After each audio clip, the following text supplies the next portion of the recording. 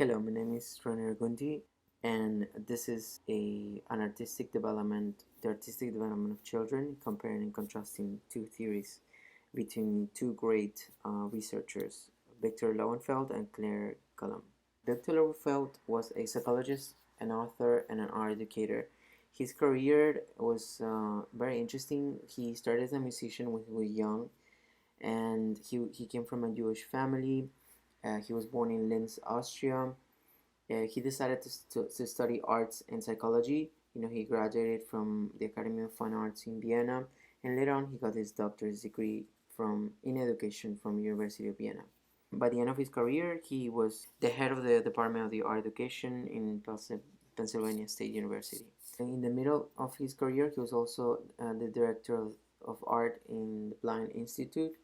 This is his pivotal point. He started doing research with blind, and he started writing articles about his discoveries.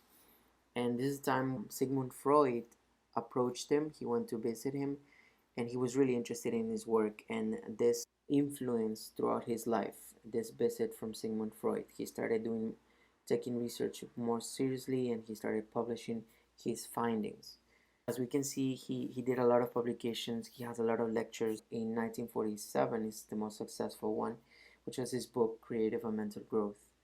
We have to keep in mind that in these years, in 1947, the United States, this is also during the time where he decided to relocate from Austria. He decided to move to the United States.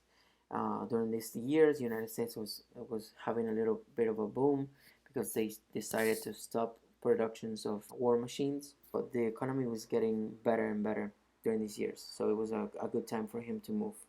And also there was a lot of fear of communism happening during that era in Europe.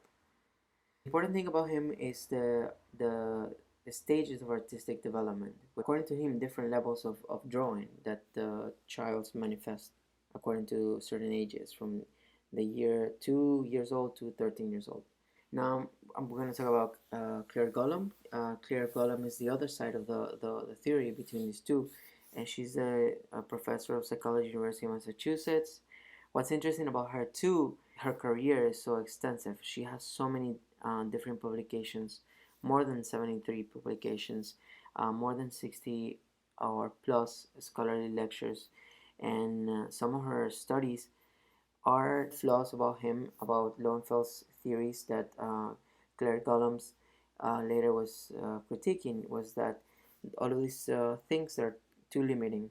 In order for us to understand the mind of a child or the creativity, for example, we cannot set them up on different levels, because according to her studies, some of her studies, they show that children, they adapt and they have some sort of neuroplasticity. Her point of view, it's a little bit more exciting, to be honest. Like I honestly love her point of view, because she basically is saying that in order for us to really understand and improve upon our education, we have to think of children not as a singular thing. Not all children think the same way.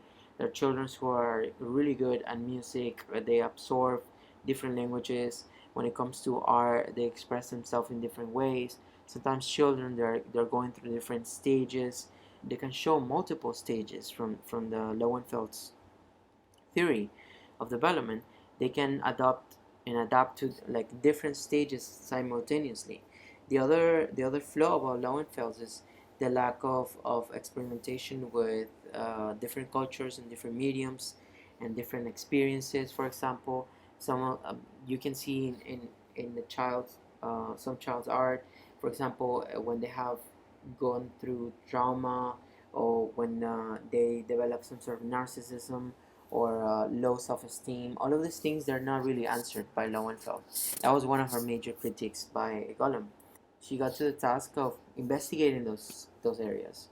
For example, this is such an interesting thing. In figure number 10, Professor Cullum was trying to see if it was true that a kid would just stay in one stage of development according to Lowenfeld. Proving right here that in one session a kid can expand the skill set. A preschooler went from doing scribbles to portraying some sort of humanoid form here. And this was proof to Professor Gollum that kids are not really set in stone. Their creativity can be expanded, and they can be trained in different ways. Actually, kids do not try to represent reality. They try to represent a symbolic representation in their minds. And so these are examples of preschoolers trying to um, they were asked to recreate humans that could stand, and they can stand. They don't look 100% human, but they serve the purpose. So that's why she started to get that idea that kids, they are a little bit more pragmatic when it comes to art making, which means basically means that kids, they try to represent the symbolic meaning behind these things. So here are two examples of uh, children's art from different cultures. This is Middle Eastern culture, and the one on the right is a drawing from a Japanese girl. And you can see how their influences are. They're very strong influences according to their culture. So they they um, they show these things. It's something that Lowenfeld didn't really explore too much. They didn't really touch too much because, according to her, most of Lowenfeld's theories were too Eurocentric. Contrast between both theories here. In Gollum studies, she's showing that a 10-year-old kid can paint, achieve a very talented and very successful portrait in oils at 10 years of age. And according to Lowenfeld, at 10 years of age, they should be getting out of the schematic um, stage. But Golem was saying that kids can learn really quickly, and they can adapt to different mediums if they're given the opportunity, and they're given the right tools, for example. So that's another thing that was really interesting between the both of these theories. Honestly, I think both theories are immensely helpful. They're really good for me, at least on a personal level. I really like, well, what I love about Victor Lowenfeld, is truly his passion. Both of them, especially Lowenfeld, I really like the way he served, and he was really involved with different different types of children. Maybe his studies were a little limiting, but maybe this was because of the times. There were things that were changing. Claire Gollum's her studies, they started 7 years after Lowenfeld's. I cannot assume that these two are very far apart in terms of a timeline. They're very similar in types of a timeline. Uh, I really like both of them as researchers. I think both of them, both of their theories are a great source for me for my teaching, particularly. Lowenfeld, it seems to me that he's more practical, and Claire Gollum, the tone of her research, and the ways that she presents her ideas, they're very hopeful, and she really does believe that the artistic expression it works sort of like a map. It can expand and contract depending on the circumstances, or the child's experiences, their culture, and all of these things, which makes it way a lot more exciting. I think Clear Golem's theory is sort of like an updated version of Lowenfeld, and that's why it gave me a really good feeling to read about both of them, because they don't really they they do contradict each other, but in a very respectful way. Claire Golem's theories, they complement a little bit of Lowenfeld's. My conclusion is that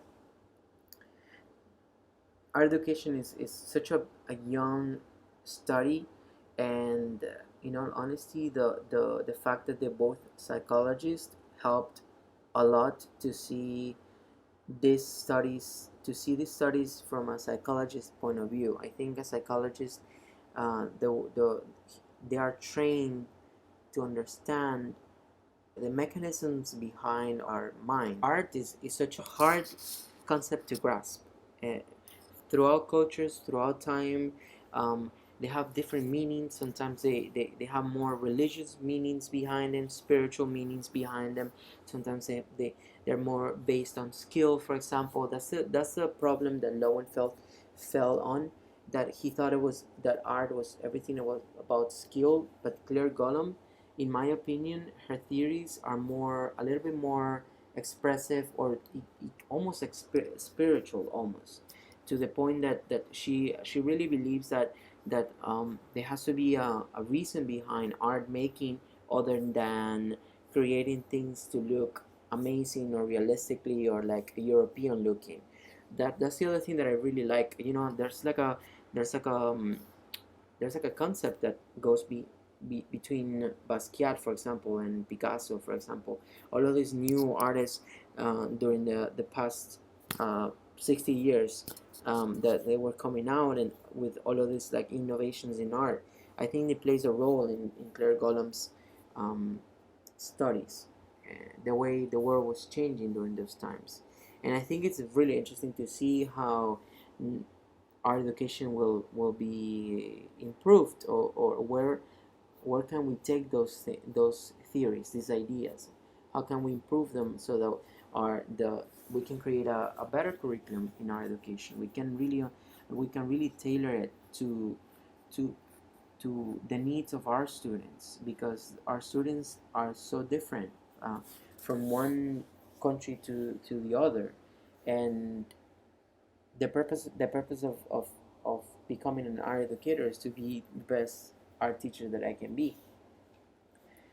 So here are some of the source references that I use during the presentation. Image references.